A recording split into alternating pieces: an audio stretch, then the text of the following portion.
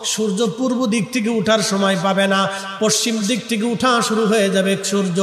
আল্লাহর নবী বললেন তওবার দরজা বন্ধ হয়ে যাবে, আর ওই সময় দক্ষিণ দিক থেকে একটা বাতাস আসবে।